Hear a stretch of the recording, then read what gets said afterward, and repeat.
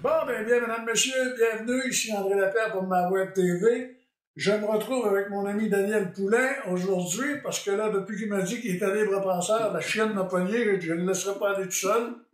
Hein? Parce qu'il dit, j'ai toujours raison. Fait que là, ça prend quelqu'un pour le contester de temps en temps. Et ça va être bien. Daniel, bonjour. Bonjour. Daniel, avant de parler de notre chronique, qui, je vous le rappelle, on va parler de la francisation, de l'affichage et naturellement en référence avec Barbershop en fin de semaine. Premièrement, monsieur, je sortais de mon coup, il n'y aura jamais eu autant de publicité qu'il y en a eu là.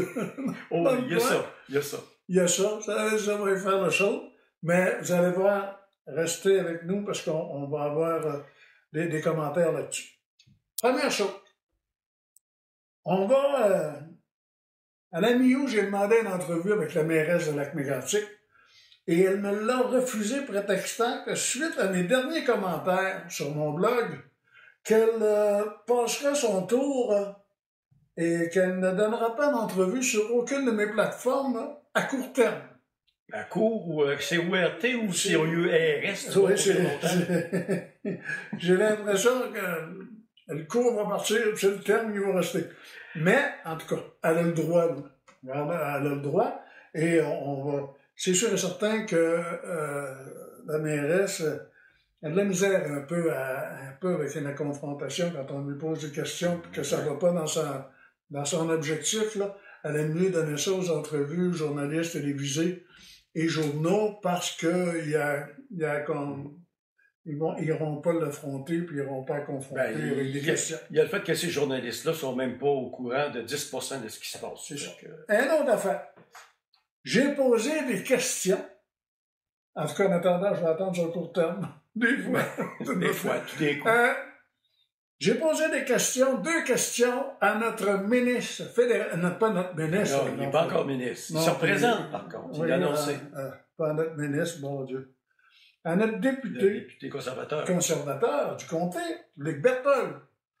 Vous savez que, il y a environ 3 semaines, le chef du Parti conservateur, M. Poilievre, était là à Québec. Puis, pas bien, il y avait 2 congrès en même temps à Québec, puis mettons qu'il n'a pas fait plaisir au maire. Lui, il a dit qu'il ne paierait aucun montant dépassant les coûts du projet du tramway. Et il était très ferme. Et tout autre projet. Et là, j'ai posé des questions à M. Berthold, même à son bureau, j'ai envoyé par Messenger, il ne peut pas dire qu'il ne l'a pas eu, j'ai envoyé. À quel moment les conservateurs vont penser qu'on dépasse les coûts pour la voie de contournement? Est-ce que c'est à 135 millions? Est-ce qu'un peu plus tard à 345 millions? Un peu plus tard à 1 milliard? 1,5 milliard bientôt? Et continue tant aussi longtemps que le projet ne te fera pas? Et aussi, j'ai demandé, advenant des dépassements de coûts majeurs, est-ce qu'on mettrait fin à ce projet de voie de contournement? Bonne question. Est-ce que j'ai eu une réponse? Eh non! Il y a probablement beaucoup de photos à prendre. Et j'ai pas eu de réponse là-dessus.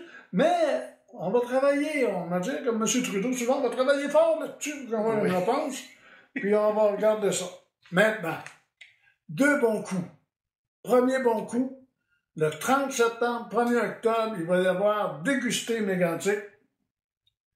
On se mangera pas à laine sur le dos, mais on va aller voir les personnes qui nous offrent des choses spéciales avec Mégantic, de ci, de là, dans l'histoire d'eau. Un paquet de monde qui sont en train de nous offrir des produits régionaux. On va pouvoir goûter, on va pouvoir en acheter. On a un trajet. OK? C'est un trajet que les gens peuvent faire. Puis moi, j'ai décidé peut-être de faire le trajet pour aller voir ces gens-là, puis regarder c'est quoi qu'ils ont. Ensuite, on va savoir de quoi est-ce qu'on parle, mais qu'on les rencontre. Et faire des découvertes. Puis comme je suis un gars qui commence à bien manger, je sortais de mon coup pour trouver. Deuxième bon coup. On le donne à la ville de Lac-Mégantic. l'ancienne usine Biobois. Oui, Les travaux avancent, là. Les travaux avancent. Il va y avoir une patinoire avec une couverture. On va pouvoir faire des expositions. Là devant, il va y avoir des locaux. On ne sait pas encore trop qui va aller là, mais en tout cas, il va y avoir des locaux là. Il va y avoir des toilettes aussi sanitaires pour le parc à côté. Là. C'est un beau projet. C'est un très beau projet. C'est un projet qui vaut réellement la peine. Il va pouvoir avoir des expositions. Tu sais, des fois, il allait dehors, puis là, il se mettait à mouiller, il va avoir dehors. Là, il va avoir une couverture. Il parle même de mettre un écran géant pour faire des films, des fois, de top plein air. Ah, ben, au lieu de la place éphémère. Ben, c'est ça. Il faut dire qu'à l'hiver prochain, il n'y a pas de patinoire à Fatima, pas de patinoire à Sacré-Cœur. Puis là, à Sacré-Cœur, on fait de gros travaux dans la cour. Là. J'ai hâte de voir ça fini. Ben, j'ai hâte de voir, moi. Puis, on fait un bon coup, là. On vous félicite, vous avez fait un bon coup, c'est un beau projet. Oui. Puis ça vaut réellement la peine. Je voulais dire quelque chose, puis je l'ai perdu, mais c'est pas grave. On va revenir là-dessus. Bon, allons sur notre sujet. Barbershop, là-dessus. Déjà, commentaire que j'ai eu, me disant que... oui, me disant, j'en ai d'autres. Beaucoup. Me disant qu'il y avait un commerce avec Mégantic qui affichait en anglais seulement. Je suis allé. J'ai pris une photo. On peut nommer le nom du commerce. C'est Barbershop. Et il y a une affiche dans la vitre en bas qui marque Barbershop Open. C'est sûr que l'anglais est prédominant dans ces vitrines. J'ai discuté au téléphone avec un des propriétaires, Shane Ross, hier. On s'est parlé, on s'est compris, il n'y a pas eu de chantage de bêtises. On a eu beaucoup de commentaires. Et je dois dire une chose, c'est que les commentaires que j'ai eus, c'était pas nécessairement des gens qui défendaient la langue française, c'était pas nécessairement des gens qui défendaient le commerce. J'ai plus vu des gens qui défendaient un chum. OK? C'est pas ça que j'ai vu, mais... Ouais, il y en a qui ont été avec le commerce, là, puis j'ai eu il y en a qui m'ont donné des petits coups, mais des petits coups, je suis capable de m'en prendre, de 12 ans pas. Mais c'est parce qu'il y a des gens qui n'ont pas compris exactement l'idée. Quand j'ai eu la première fois que j'ai vu ça, Barbershop, mais que j'ai vu en dessous, écrit en français, ce qu'on faisait, bon, je pouvais toujours le prendre. Mais là où j'ai eu une nausée culturelle, c'est quand j'ai vu la petite pancarte Open, excusez-moi, on est au Québec. Il y a des lois. Mais je ne tomberai pas sur le propriétaire parce que quand on cherche une raison sociale, en anglais, on appelle ça trying to find a gig, avoir quelque chose qui est un peu unique à nous autres. Alors là, on a choisi ça. Moi, là, ce que je voudrais aujourd'hui aborder, là, ce sont les imbéciles heureux du district judiciaire Saint-François et du registraire aux entreprises qui sont au courant de la loi et qui auraient normalement dû refuser une raison sociale uniquement en anglais. Ils auraient pu accepter une traduction française avec écrit en anglais plus petit en dessous. Ça, c'est la loi. C'est la loi au Québec. On est au Québec. OK? Et quand j'ai vu commencer à circuler les commentaires, il y avait des gens qui avaient des commentaires bien sentis. Il y avait des gens qui avaient de bons arguments. Il y a entre autres, je me rappelle, un client, entre autres, qui a écrit, ben écoutez, moi j'ai un excellent service sur what le nom, tu sais, ça ne me dérange pas le nom, moi c'est le service. Alors là, on n'a rien contre le service, on n'a rien contre les propriétaires, on n'a rien contre les gens qui travaillent là. Par contre, on est au Québec. Le Québec est le dernier château fort francophone en Amérique du Nord, OK? Là, on va chialer après Montréal tant qu'on voudra. Ben à Montréal, ça parle toutes les langues qui se parlent sur la planète pratiquement. OK? À part les facondes, on parle anglais, espagnol, français, arabe, nommez-les. Alors là, il est normal que dans certains secteurs de la ville de Montréal, que vous avez des chances, entre autres dans le Maryland, de vous servir en anglais. Par contre, à un moment donné, je suis allé dans un restaurant au centre-ville de Montréal et on m'a donné un menu en anglais. Le monsieur, il s'est levé puis il a sacré son camp. Je vous ai dit, ouais, la face de la fille quand je suis sorti, parce que je suis pas sorti tranquillement. Non, mais... J'étais hautement insulté. L'Office de la langue française, là, Je ne sais pas qui travaille là, mais je pense que ça, c'est du monde qui avait rien à foutre au gouvernement ou qui ont tabletté ou je ne sais pas quoi, mais ils font absolument rien pour faire respecter la loi. Là, je vais aller sur les commentaires que j'ai lus. Là, il y avait des gens qui avaient des commentaires qui étaient que je qualifierais de bien sentis et de bien écrits, puis on comprenait exactement ce qu'ils voulaient. Mmh. Par contre, il y avait des espèces de sans-dessin d'imbéciles heureux qui disaient n'importe quoi. Entre autres, mon cher Lapierre, il y en a un qui a trouvé que son argumentaire intelligent, c'était de dire que quand vous faites les publicités d'un certain garage qui vend des Toyo Tires, parce que c'est le nom des pneus, que vous faites, et qu'il y avait aussi Napa écrit en arrière dessus, que ça c'était épouvantable, c'était en anglais, puis là t'as pas d'affaires à chialer parce que tu fais des affaires en anglais. Hey, petit pou! Moi, je connais seulement qu'une entreprise nationale qui a un nom en anglais ailleurs au Canada et français au Québec, c'est Tigre Géant Giant Tiger. Par contre, Canadian Tire, ça existe depuis les années 20, ça. OK? Ça fait longtemps que ça existe, Canadian Tire. Et, essayez de me traduire Tim Hortons en français ou McDonald's en français. La loi prévoit que pour ces grandes chaînes nationales qui ont leur marque de commerce depuis des décennies, ben là, on commencera pas à jouer au fou avec ça. Mais là, quand je commence à lire et là, à un moment donné, ça devient même des attaques personnelles, des insultes, parce qu'on n'a pas d'argument. Alors, qu'est-ce qu'on fait quand on n'a pas d'argument? On fait comme la mairesse, on refuse d'avoir des entrevues avec du monde qui peut-être pourrait dire le contraire de ce qu'on pense. Et puis après ça, on fait de la personnalité. On dit « Oh, c'est bon, oui. » Hey, je parle, je lis, j'écris les deux langues couramment. Depuis des années. Ça fait 50 ans que je suis abonné au National Geographic. Puis là, vous me regardez ici à la caméra, là, je défends ma culture française.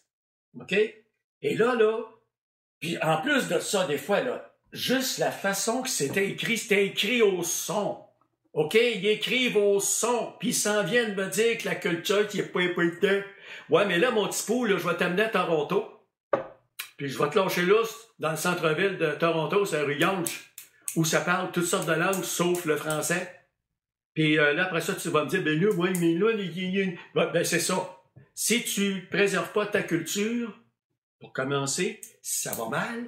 Et deuxièmement, si tu veux t'ouvrir sur le monde, ben, mettons que maîtriser le français et l'anglais, ça aide énormément. J'ai siégé 5 ans sur un conseil d'administration à Toronto. Tout se passait en anglais. Sauf que mes rapports, je les ai toujours faits en français. Ils avaient une copie en anglais devant eux, mais je les faisais en français, mes rapports. Alors, et j'avais beaucoup de respect de tous les gens qui étaient autour de la table, parce que je le faisais. Alors là, vous allez arrêter de commencer à niaiser, là, à dire que la culture, c'est pas important, puis à dire, bon, c'est bien, vous autres, Non, c'est pas ça l'idée. L'idée, c'est que il y a quelqu'un qui avait un bon gig. Mettons que barbershop, là, au forçage, je suis prêt à l'accepter. Mais la petite pancarte open, celle-là, je m'excuse, mais pour moi, personnellement pour moi, elle passait pas du tout. On est à Lac-Mégantic, la majorité des gens ici sont francophones. Il y a beaucoup de gens qui viennent habiter chez nous, qui font l'effort d'apprendre le français et de le parler. Et dans l'autobus, moi, j'en transporte de ces gens-là.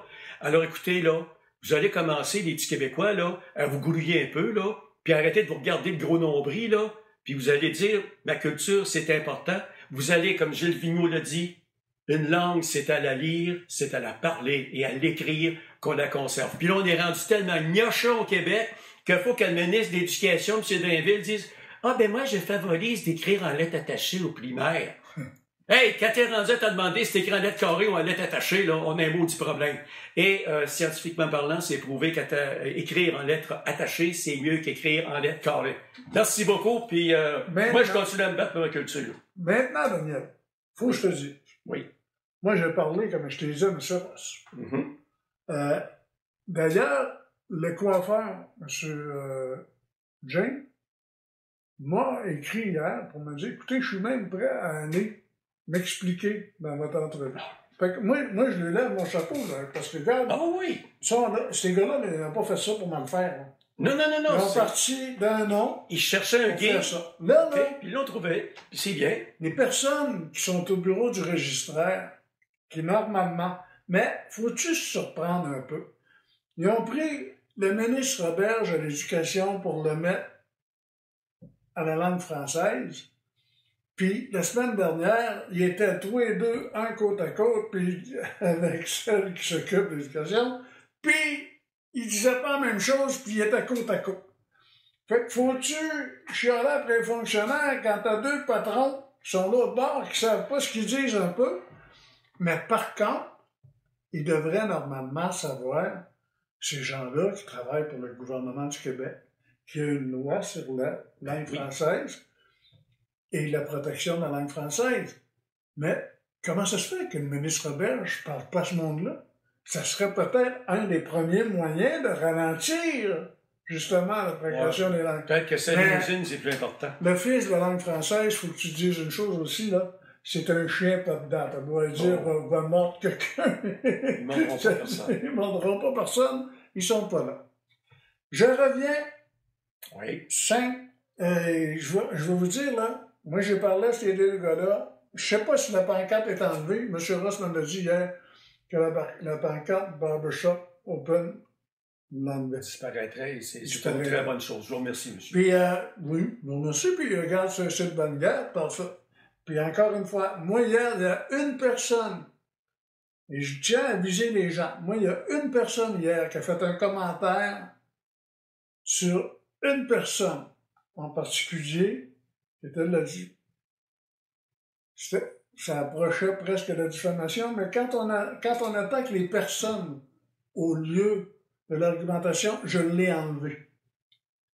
Moi, là, que vous me critiquiez, puis que vous me dites, ah, mais Pierre, attends, non, juste seulement les Anglais, puis ceux qui te payent, ben ouais, là, ça, je m'en sers comme dans l'an 40, que vous me dites que, ah, c'est ça, vous avez le droit de me tirer dessus sur Facebook, je suis capable d'en prendre.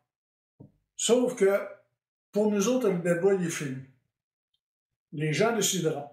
On n'a jamais parlé de la qualité du service de l'entreprise. On n'a jamais parlé des gens de l'entreprise. On a parlé de l'affichage de l'entreprise. Point à la ligne. Et c'est ça qui est important.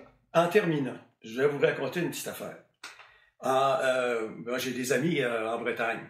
Et puis, à un moment donné, le ministère de l'Éducation à Paris a décidé qu'on cessait d'enseigner le breton, qui est une langue celte, en Bretagne. Alors, les Bretons, les autres, ce qu'ils ont fait, c'est un énorme bras d'honneur à ce ministre de l'Éducation. Et quand vous allez en Bretagne, dans tout l'affichage, c'est gros comme ça en français et c'est gros comme ça en breton. On pourrait peut-être prendre l'exemple sur nos amis. Puis, une autre chose aussi, c'est qu'ils disent pas, c'est sûr et certain que barbe-chac, en français, là, ça ferait le cabanon du barbier. Là, ça manque de chic. Ça manque de chic, là, on s'entend bien là-dessus. Mais si on avait mis salon de barbier, barbershop en dessous, il y aurait eu prédominance du français. Il y aurait eu prédominance du français, il serait très bien pensé. Mais, écoute, il y a des choses, je ne peux pas en parler parce que M. Ross m'a dit quelque chose, là. Mais, simplement que ces gars-là ont voulu faire quelque chose. Ces gars-là ont été défendus par des chums sur Facebook, par certains des chums, parce que j'en connais dans la gang, là, moi, qui sont là. Puis pas avec des insultes. C'est pas avec des insultes. Et ils m'ont soigné un petit peu. Ça fait partie de la game. C'est ça. J'ai rien contre ça. Là-dessus, je vous souhaite une bonne semaine. Et partagez, s'il vous plaît.